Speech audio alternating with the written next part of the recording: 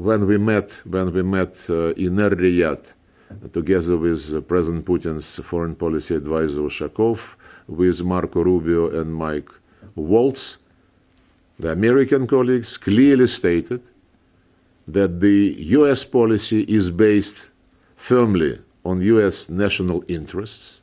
They understand that the Russian policy, led by President Putin, is also based on Russian national interests, and that it is the responsibility of great powers to make sure that whenever those national interests do not coincide, and this is in most of the cases, this difference should not be allowed to degenerate into confrontation. And that's what dialogue is for.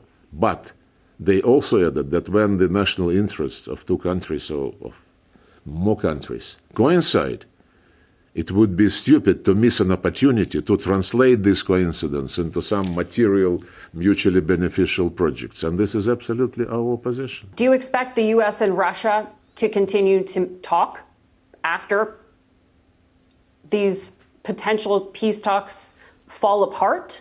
I mean, is the rebuilding of the relationship so significant now that you think it could withstand the peace talks in Ukraine falling apart? First, Russia is always available for a dialogue.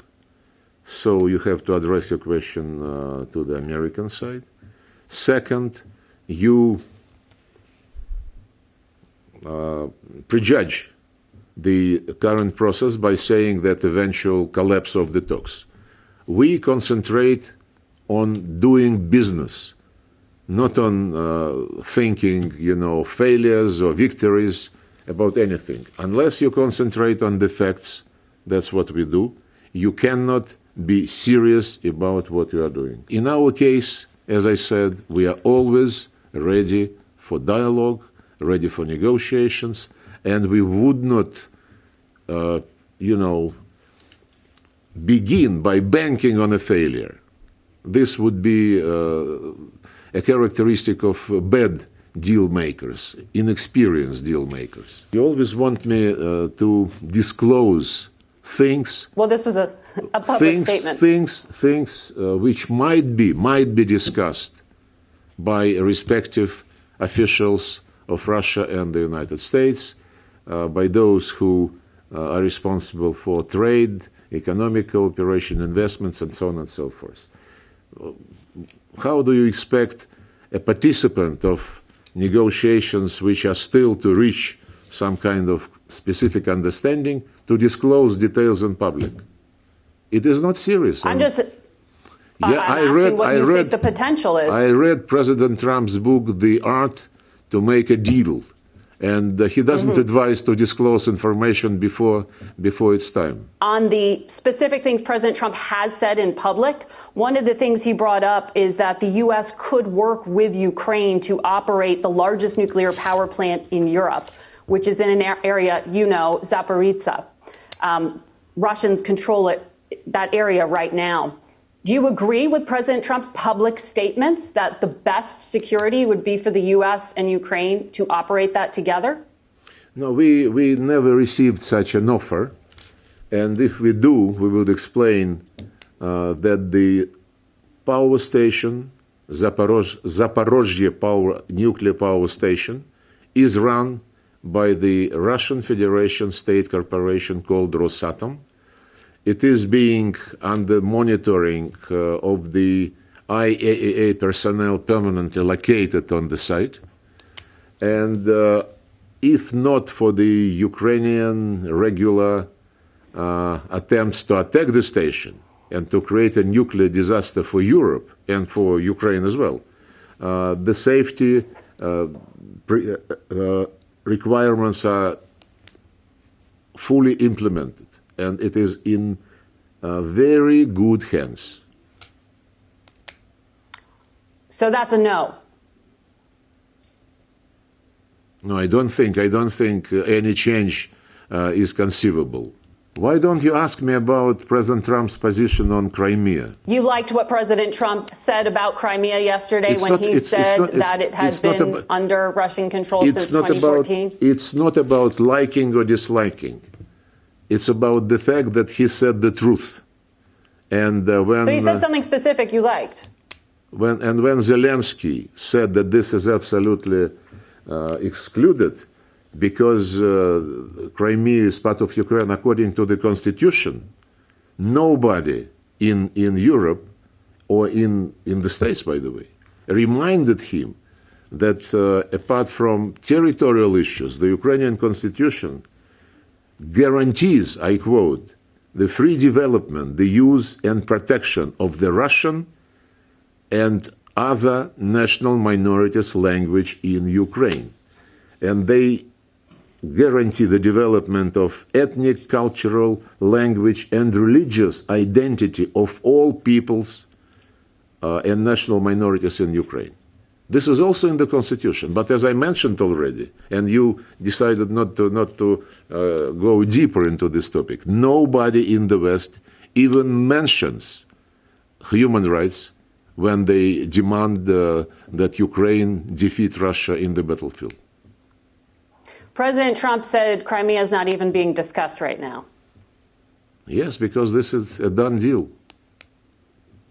You mean Russia occupies and controls and will not negotiate the future of Crimea? Is that what you're saying? Russia do not negotiate its own territory. And, so President Trump understands this. I mentioned already Kaja Kallas and Ursula von der Leyen, who said any deal must make sure that Ukraine is stronger and that Ukraine is on top of Russia. Look, do you need negotiators who believe in this kind of logic and who don't want to look for honest balance of interest?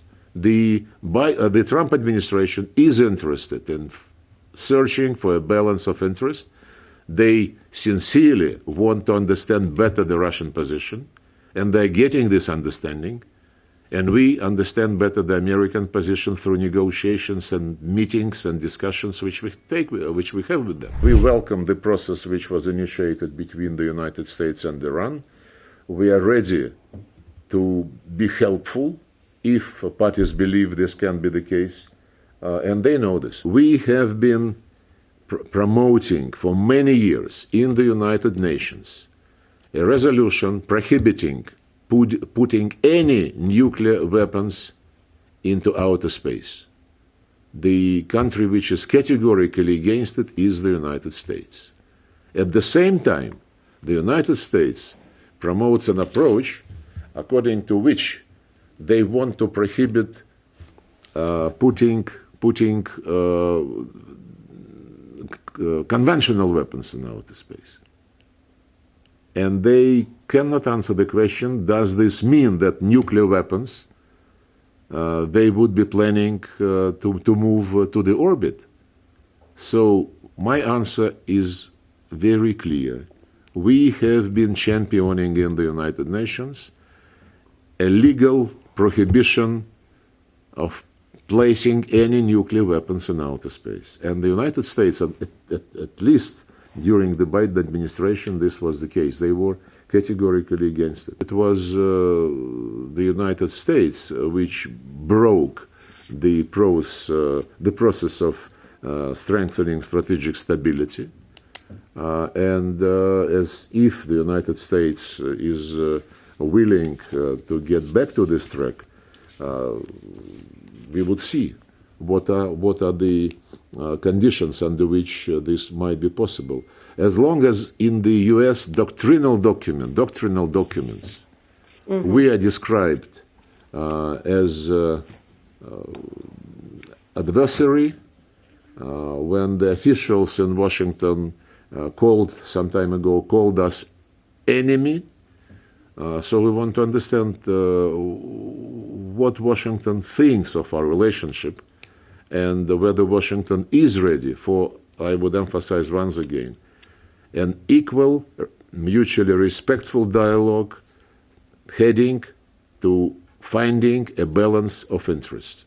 If this is the approach, everything is possible. From everything you laid out, I haven't heard from you that Russia is willing to make any concession on anything to date. No, my brief answer is you are wrong. What concessions has Russia wait offered? wait a second, please. I have been emphasizing repeatedly in relation to Ukraine, in relation to strategic relations with the United States, I have been emphasizing our readiness to seek balance of interests. If this is not what your station considers readiness for negotiations, then I don't know how to be even less eloquent in trying to be brief in my answers.